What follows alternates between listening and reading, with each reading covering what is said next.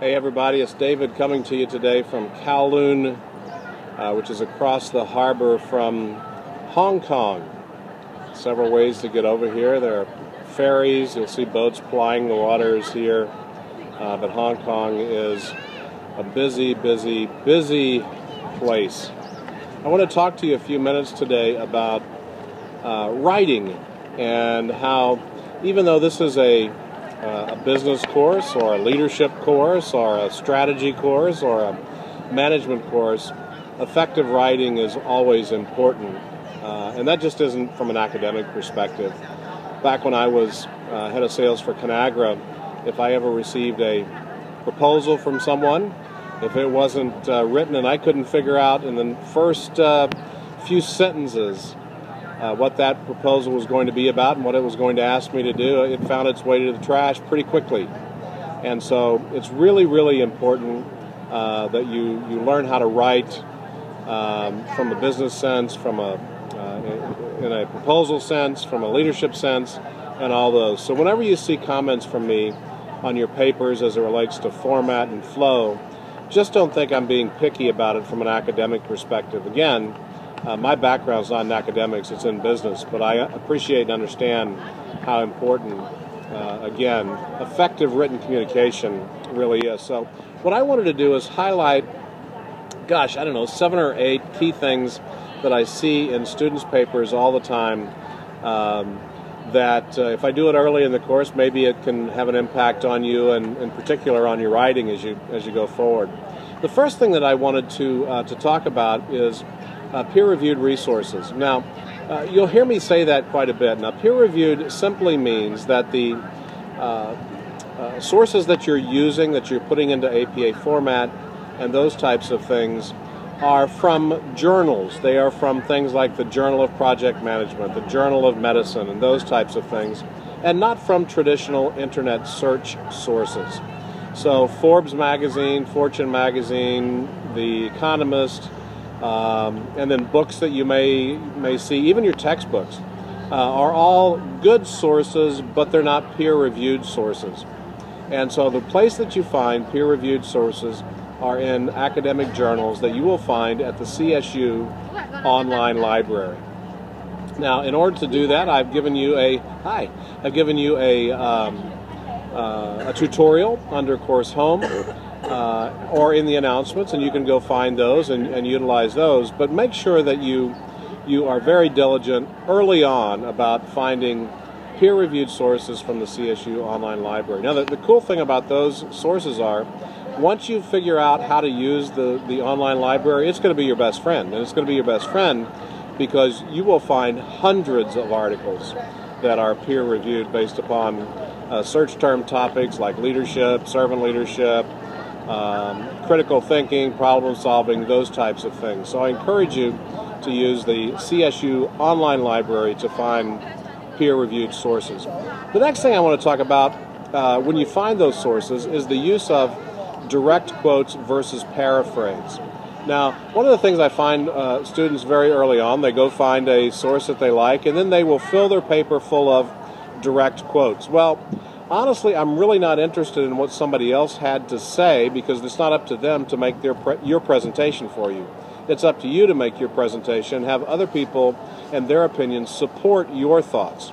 So rather than using direct quotes, I encourage students to paraphrase those. Of course, you still have to cite those, and you still have to do all the things for APA that way. But learn to paraphrase versus using direct quotes. Honestly, I see direct quotes as a cop-out. It just gives the student the ability to cut and paste somebody else's thoughts, and it really doesn't show me a whole lot from an application perspective. So I would encourage you, again, in those to use paraphrase rather than direct quotes. Now, the only time that you use direct quotes, in my viewpoint, is when the author says something in such a way that you can't effectively paraphrase it. And that's pretty rare. So I would encourage you, again, paraphrase. Now, when you use direct quotes from an APA perspective, you have to put page numbers in, versus when you don't use direct quotes, you don't have to put the page number where you found the source. So, again, focus on paraphrase versus direct quotes. The other thing I see quite a bit is people today in communication, they don't indent anymore. Well, paragraphs have to be indented, so make sure that you indent your paragraphs. That's very simple, but something that a lot of students miss because they're just used to typing a blog or something else. So make sure that you indent your paragraphs. Everything in a paper that you write for me should be double-spaced. That includes between the headings as well. So from one heading to the next section is double-spaced. I see people quadruple-space, those sextuple spaces. Just use double-space for all of your communication. Okay? The other thing that I want to encourage and talk to you about is the use of definitive words. Now, definitive words are words like always, will, must, those types of things. Well, the only time you can use a definitive word in a research writing type of paper is when you have a source to back you up in those areas. And if you don't have a source, then you can't prove it. And so it's simply your opinion versus fact. And you'll see me, if you begin to use words like will, must, always, I will always highlight it in the margins. I'll say fact or opinion.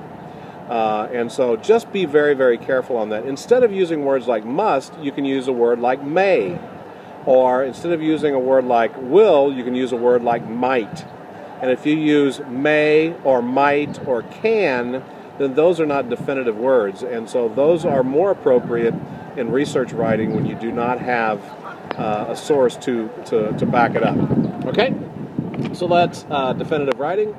Let me talk a little bit about first person versus third person. One of the other issues that I see in writing is students will treat a writing or a research assignment like a discussion board, and they'll use I, we, us, and all of those things in it. And unless the paper or the application is a case study about you, or it's something that I say write in first person or first person is okay, you need to write in third person, which is takes you out of the discussion, takes you out of the paper. And part of the reason for that is when you write in third person, it eliminates the bias that can be seen when you write a paper that has I, me, us, those types of things. And so as a researcher, you need to be very, very careful that you do not write anything that would encourage someone to go, well, that's just David's opinion, and so therefore I can discount it.